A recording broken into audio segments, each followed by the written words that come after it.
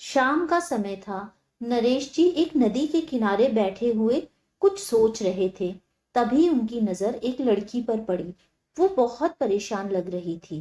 वो बहुत रो रही थी। नरेश जी को कुछ ठीक नहीं लग रहा था। वो 20-21 साल की लड़की थी। नरेश जी उससे बात करने के लिए उसकी तरफ बढ़े। तब तक वो लड़की नदी में छलांग मारने के लिए नदी के पुल के ऊपर चढ़ गई। नरेश जी ने उसके पास पहुंचकर उसे हाथ से नीचे खींचकर उतार दिया। वो रोने लगी। कुछ अनहोनी की आशंका से नरेश जी उस लड़की से पूछताछ करने लगे। उन्होंने उस लड़की को नजदीकी सीढ़ियों पर बिठा दिया। कुछ देर वो लड़की यूं ही खामोश बैठी रही। नरेश जी भी इस डर से कि कहीं वो फिर से आवेश में आकर अपने साथ कुछ गलत ना कर दे, उसके साथ वहीं बैठे रहे। नरेश जी ने फिर से उसे बड़े प्यार से पूछा, बेटा, क्या बात है? कुछ तो कहो। क्या मैं कुछ मदद कर सकता हूँ?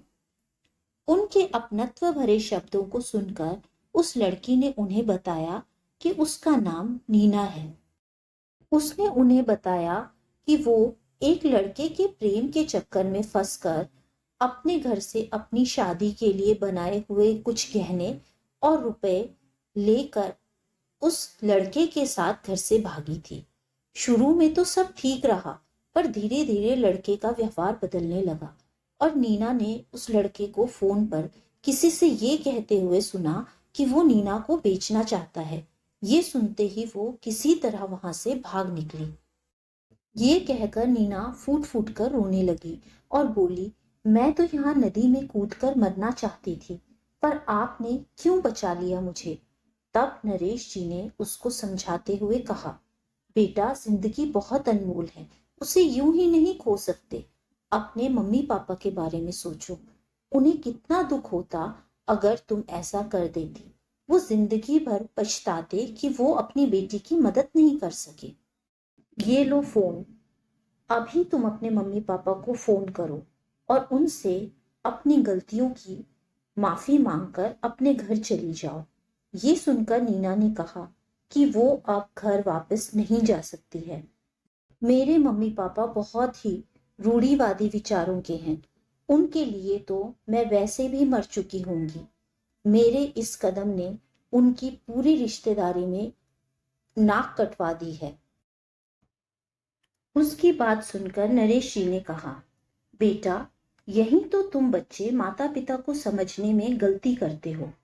वो कितने भी नाराज क्यों ना हो जाएं, पर मुसीबत आने पर बच्चे के लिए पूरे समाज से भी लड़ जाते हैं। अभी भी कुछ नहीं बिगड़ा। वक्त है अभी तुम्हारे पास। सोचो, परिवार से बिछड़े हुए बच्चों की हालात घर का ना घाट का ऐसी हो जाती है। फिर उन्होंने नीना के पिताजी को फोन लगाया और उन्हें सारी स्थिति के बारे में बताया। वो तुरंत अपनी बेटी को लेने आने के लिए मान गए। नीना के पापा ने नरेश जी को उनके आने तक उसका ख्याल रखने के लिए कहा। जब वो नरेश जी से मिले तो उन्होंने उनका दिल से धन्यवाद किया। नरेश जी सिर्फ इतना ही कह पाए कि मेरी खुद की बेटी भी ऐसे ही किसी के बहकावे में आ गई थी, पर जब तक उसका पता चलता तब तक वो इस दुनिया से जा चुकी थी। आज भी उसको याद कर हमें पछतावा होता है कि हम उसे बचा नहीं सके।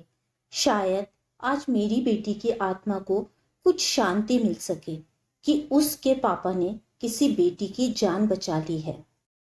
तो दोस्तों, उम्मीद है आपको आज की ये कहानी पसंद आई होगी। कहानी पसंद आई हो तो वीडियो को लाइक करें, चैनल को सब्सक्राइब करें ताकि आने वाली कहानियां आप तक पहुंचती रहें। Thank you friends.